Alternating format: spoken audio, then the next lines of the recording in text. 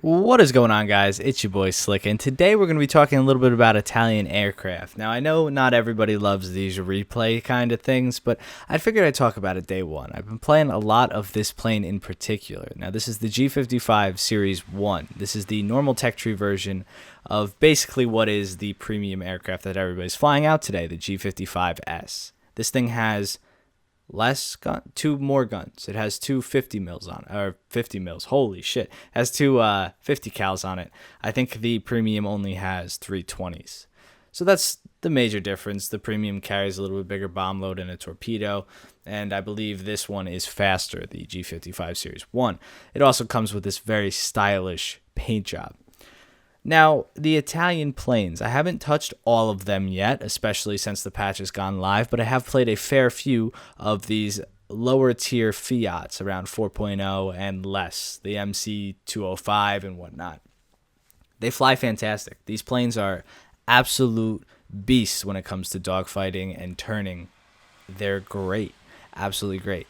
Not necessarily the boom and zoom type aircraft. They're not super fast. They're not super good at climbing, and they're not super good at maintaining energy. But man, if you get one of these in a turn, it will wreck your face.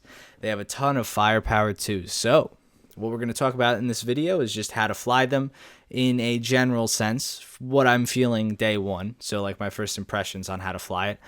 And what I'm going to talk about is the best way to avoid getting killed by these things, because since they're new and they're out on the battlefield, not everybody's interested in grinding the Italian tree, and I understand that. They're just looking to figure out how to kill it. So we'll start off with that. Don't go head on. Rule one, don't go head on with these things. Nothing that you have, not even your P-47, will win these fights. It is less than a 50% chance that you will win a fight against one of these planes. The 20 mils, the way they work together and converge, the one is center mounted, it's always going to hit you. And then there are other variants of these G55s that have 420s and 450s and 120 in the nose, all central mounted. They will destroy you, absolutely destroy you. So I just want you guys to know that you will get wrecked. Don't go head on with them. The next thing is understanding that they're not that fast. So using your speed, diving away from them, is your best advantage. Do not try to turn with these fighters. They will eat you alive if you try to turn with them. Some of them have upwards of 17-second turn times without flaps, with flaps up, so that's pretty crazy. I think this one in particular can go 17 seconds in a turn. That's Spitfire level if it's at the right speed. So pretty crazy. Of course, this thing doesn't maintain like a Spitfire, but at its prime speed, it can get one or two good turns out that are probably around 17 seconds incomplete, and that's pretty crazy. Now, if you're flying these things, what do? I would say climb as much as you can. Try to keep a speed around 400 kph and monitor your speed. The hardest thing about flying these aircraft is engine control. I would say if you know how to use mech, definitely use mech if you know how to use it, because these engines overheat really fast. You need to keep your radiator open at all times. You have to lay off the wet most of the time, and when this thing does not have wet, it does not have a lot of juice. This thing is not pushing a lot of horses out when it's not using its wet, but when you put wet in, it will boost this plane a lot. So keep that in mind. Use your wet for actual war emergency situations, war emergency power. And don't use it to climb or anything like that. I use it a little bit to climb, and I use it when I'm going in to engage. And maintaining that energy around 400, 300, don't let it dip below 300, and you'll probably be in the clear. If you start to feel like you're getting into a turn fight that's really draining your energy, that's when you're going to start to die. You use extensive flaps, and you start to get into a big turn fight. So just remember, you take a couple circles around, maybe switch it up, go the opposite direction, lose a little altitude to gain that speed back. And I think that's the best way to fly these aircraft. Learning the guns isn't too hard, and when you start to connect, you'll start to notice that these guns really do pack a punch, especially with the buff that came this patch. If you don't know what happened with the buff, airplane structural integrity decreased by about 50% in most cases. So wood planes fall apart like wood planes would. Metal planes will take 50% more damage than they used to. And I'm sure you're feeling that already. It's not necessarily that the guns just got buffed. It's more that the planes got nerfed as well. So The guns also did get buffed. The 50 cal is the most notable, but pretty much every gun got buffed. If it didn't get buffed, it was already pretty powerful, and it will feel more powerful with the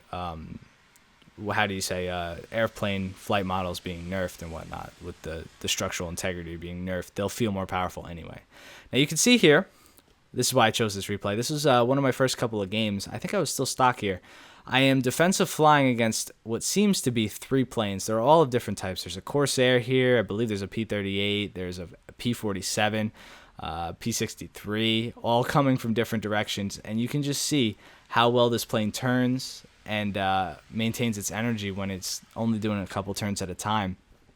And this caused the entire enemy team that was chasing me to all come down here and try to tango with me, and my team just picked them apart, because when you are the lurker in this plane, when you're above the enemy and you're just kind of chilling there and you get to choose when you go in, this plane is fantastic. You can hardly shake it off your tail. I mean, it's hard enough for enemies to hit you, let alone for them to shake you off their tail if they're anything less than a Spitfire. And you can just see these guys get melted away here as they all dive down.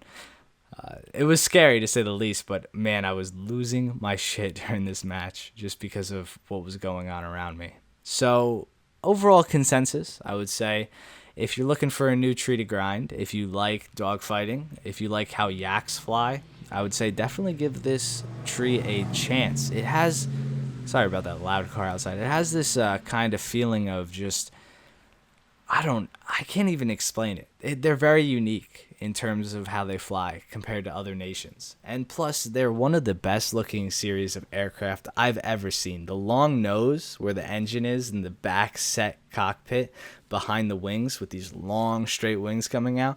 The planes look gorgeous, especially with some of the camos that they have. Absolutely phenomenal. So I hope you guys enjoyed the video. I hope you guys decide to grind the tree. What aircraft from the Italian tree would you like to see me do next? I'm going to be working on the ground forces, of course, for tomorrow and later on today. This will be a 3 video day, I believe. But let me know what you guys think. Let me know what your favorite plane you're flying so far. Let me know what you want to see, and I'll do my best to get it out to you guys. I think later on today I'm going to be taking a look at probably the Object 268 in an RB match, or maybe an SB match if it's in the event. So thank you guys for watching, and I'll see you guys in the next one. Peace.